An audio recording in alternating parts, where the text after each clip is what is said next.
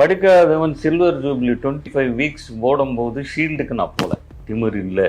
ராஜசேகர் ஏன் வரல? ராஜசேகர் தான் வாங்கினார் என்னுடைய ஷீல்டு. சரி, எனக்குள்ள என்னமோ இருக்கு. அது எது இப்போ இன்னைக்கு அஜித் பண்ணா நீங்க என்ன பேசுறீங்களா? அஜித்துக்கு ஏதாவது வராரா? அஜித் நடிகர். அதே தான் நான் அப்பவே படிக்காதவனுக்கு அப்புறம் வந்து எனக்கு படம் இல்லை. இது ஏன் தப்பா? அதுதான் எனக்கு. ஸோ என்னுடைய சோறு அங்க இல்ல. எதனாலன்னு ஏதாவது தெரிஞ்சுக்க காரணமே இல்லையே. ஓ, காரணம்ங்கிறது நான் வந்து போய் எங்காவது மிஸ்பிஹேவியர் கிடையாது. டயத்துக்கு போவேன், சொன்னது செய்வேன். விஜயபாபனா நல்ல பையங்கிற பேர் இருக்கு. ஸோ இப்படிப்பட்டவனுக்கு அந்த படம் அவ்வளோ பெரிய ஹிட் ஆனதுக்கப்புறம் ஒரே ஒரு படம் யாராவது ஜெகநாதன் இருக்கார், டைரக்டர். அவர் பெரிய டைரக்டர் தான், இருக்காரா இல்லைன்னு தெரியல. அவர் வந்து என்னையும் அம்பிகாவை வச்சு ஒரு படம் ஆரம்பித்தார். ஆக்சுவலாக அம்பிகா ஃபர்ஸ்ட் படம் என் கூட தான் நடித்தாங்க. ஏதோ தரையில் வாழும் மீன்கள் படம். நானும் அம்பிகா அதில் ஹீரோயினும் ஒரு 10 days ஷெட்யூல் நடந்தது. அதுக்கப்புறம் அந்த படம் ஸ்டாப். அவ்வளோதான்.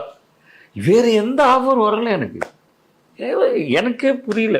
ஸோ ஏதோ ஒரு ஆஃபர் வந்தது, அதில் இன்னொரு ஹீரோ இருந்தார். பட் அந்த செட்டுக்கு போனதுக்கப்புறம் சம்பவம் எனக்கு பிடிக்கல. சொன்னது வேறு, அங்கே இருக்கிற விஷயங்கள் வேறு. அது டீசெண்டானவே நான் ட்ராப் ஆகிட்டேன். நான் அப்போ வந்து சரி ஒரு படம் எடுக்கலாம். அந்த படம் டேக் ஆஃப் ஆச்சா சார்? நீங்க வெளியே வந்த அந்த படம், அந்த படத்துல என்னோட அப்போ மார்க்கெட்ல இருக்கிற ஹீரோ தான். அந்த படம் டேக் ஆஃப் ஆகல. அது ஆயிடுச்சுன்னு நினைக்கிறேன். அந்த படம் பேருக்கு ஞாபகம் ஆயிடுச்சு. அதுல மார்க்கெட்ல இருக்கிற ஹீரோ தான். அப்போ என்ன படம் உங்களுக்கு ஞாபகம்? அதுல சொன்னோம்னா யாரு என்ன இப்போ எதுக்கு இப்போ நம்ம எதுக்கு பேசுறோம்னா என்னை பத்தி மட்டும் நான் பேசிக்கிட்டு இருக்கிறதுனால படம் வரல. அப்புறம் ஏதோ தெலுங்குல ஒரு படம் ரைட்ஸ் வாங்கி தமிழுக்கு ஆரம்பித்தேன். ஒரு 21 நாள் ஒரே ஷெட்யூல் நடத்தினேன். இன்னொரு ஷெட்யூல் நடத்திருந்தால் படம் முடிஞ்சிருக்கும்.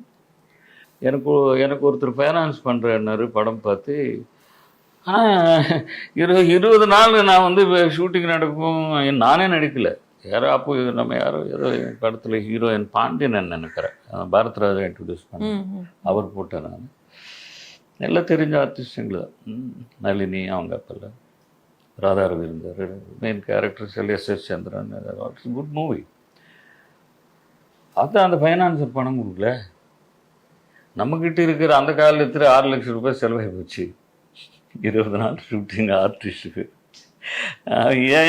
இன்னும் நம்பி தானேப்பா நான் இறங்கினேன். ஏன் இந்த மாதிரி கால் வரட்டேன்னு அவருடைய ரீசன்ஸ் அவர் சொன்னார்.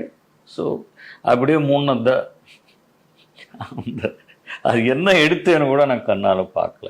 எனக்கு எதுவுமே தெரியாத நேரத்தில் சினிமா ஃபீல்டுக்கு வந்துட்டேன். நான் என்ன இப்போ காலேஜில் படிச்சுட்டு இருக்கும்போது ஜாலியாக வந்து சென்னையில் ஒரு ஃபில்ம் இன்ஸ்டியூட் இருக்கு போகலாம் அப்படின்னு சொல்லி ஏதோ ஒரு வந்து சேர்ந்து, சரி ஏன் இந்த பையன் நல்லா இருக்கானே 10 பேர் வேஷம் கொடுத்து அதில் நடிச்சு அதில் 2 படம் ஓடி, அதுக்கப்புறம் படங்கள் ஓடாமல் இல்லைடா நம்ம வீட்டில் உட்காந்துருக்குமே, ஒன்றும் வேலை இல்லை, கார் இருக்கு, இப்படியெல்லாம் ஒரு 1 year ஆச்சு அதுலேருந்து வெளியே வர்றதுக்கு.